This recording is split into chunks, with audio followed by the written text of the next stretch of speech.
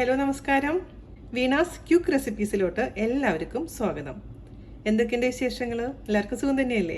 ഞങ്ങളും ഇവിടെ സുഖമായിരിക്കുന്നു. അപ്പൊ നമുക്ക് വളരെ എളുപ്പത്തിൽ എങ്ങനെയാണ് പൈനാപ്പിൾ പച്ചടി തയ്യാറാക്കാമെന്ന് നോക്കാം. അതിന് വേണ്ടിയിട്ട് നമുക്കൊരു കുക്കർ എടുക്കാം.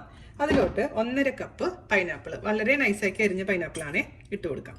ഈ പൈനാപ്പിളിലോട്ട് നമുക്ക് 1/2 ടീസ്പൂൺ എരിവുള്ള മുളക് പൊടി ചേർത്ത് കൊടുക്കാം. അതുപോലെ തന്നെ ഒരു 1/4 ടീസ്പൂൺ മഞ്ഞൾപ്പൊടി, ആവശ്യത്തിന് ഉപ്പ്, ഒരു പച്ചമുളക് നെടുകെ കീറിയത്, കുറച്ച് കറിവേപ്പില ചേർത്ത് മിക്സ് ചെയ്തതിന് ശേഷം ഒരു ഗ്ലാസ് വെള്ളം ഒഴിച്ച് കൊടുക്കാം.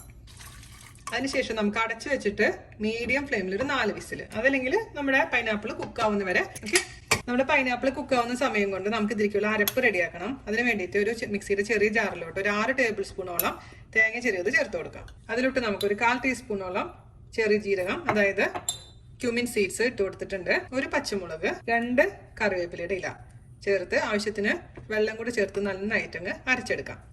അപ്പോൾ 4 വിസിൽ കഴിഞ്ഞപ്പോൾ ഞാൻ ഓഫ് ചെയ്തിട്ടുണ്ടായിരുന്നു കേട്ടോ. നന്നായി കുക്കായിട്ടുണ്ട്. നമുക്കിനി ഇതിലോട്ട് ചേർത്ത് കൊടുക്കേണ്ടത് നമ്മൾ നേരത്തെ അരച്ചു വെച്ച കൂട്ടാണ്.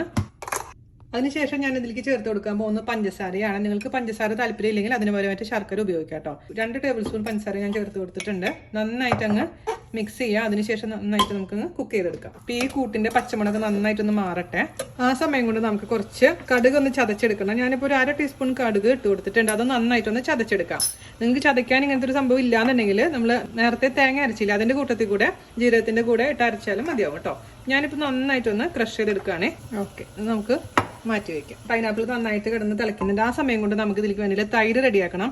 അപ്പോൾ ഞാനിവിടെ നല്ല പുളിയുള്ള തൈര്, ഇവിടെ പുതിയൊരു ബ്രാൻഡ് വന്നിട്ടുണ്ട്, നാടൻ എന്ന് പറഞ്ഞിട്ട്. എനിക്ക് നല്ല ഇഷ്ടപ്പെട്ടു. നമ്മുടെ നാട്ടിലെ തൈരിന്റെ അതേ രുചിയുള്ള തൈരാണ്, പക്ഷെ നല്ല പുളിയുണ്ട്. അതുകൊണ്ട് ഞാൻ ഒരുപാട് എടുക്കുന്നില്ല. അതിൽ നിന്ന് നമുക്ക് 2 ടേബിൾ സ്പൂൺ തൈര് എടുക്കാം. അതുപോലെ തന്നെ പുളി കുറഞ്ഞ തൈര് നമുക്ക് 2 ടേബിൾ സ്പൂൺ ഇട്ട് ജസ്റ്റ് ഒന്ന് അടിക്കാം. ഒരുപാട് മോര് പോലെ ആക്കരുത്. ജസ്റ്റ് ഇതിന്റെ കട്ട ഉടച്ചു കൊടുത്താൽ മാത്രം മതിയാവും കേട്ടോ. അടിച്ചെടുത്ത് വെച്ചിട്ടുണ്ട് കേട്ടോ. നമുക്ക് ഇനി ഇതിലോട്ട് നമ്മൾ റെഡിയാക്കി വെച്ചിരിക്കുന്ന കടുക് ചതച്ചത് ചേർത്ത് കൊടുക്കാം. കടുക് ചതച്ചതാണ് ഈ പച്ചടിയുടെ രുചി എന്ന് പറയുന്നത്. കടുക് ചതച്ചതും കൂടെ ചേർത്ത് നന്നായി മിക്സ് ചെയ്ത് കൊടുക്കാം. 2 മിനിറ്റ് ഒന്ന് കുക്ക് ആയതിനു ശേഷം നമുക്ക് അതിലേക്ക് അടിച്ചു വെച്ചിരിക്കുന്ന തൈരങ്ങ് ചേർത്ത് കൊടുക്കാം. പച്ചടി ഒരുപാട് അങ്ങ് പുളിശ്ശേരി പോലെ ആവില്ല, അപ്പോഴും ഇച്ചിരി തിക്കായിട്ടിരിക്കുന്ന ഒരു സംഭവമാണ് കേട്ടോ. അതുകൊണ്ട് തൈര് ഒരുപാട് ചേർക്കേണ്ട ആവശ്യമില്ല. അതിന്റെ പച്ചമുളക് മാറിയിട്ടുണ്ട്, അതിലേക്ക് നമുക്ക് തൈര് ചേർത്ത് കൊടുക്കാം.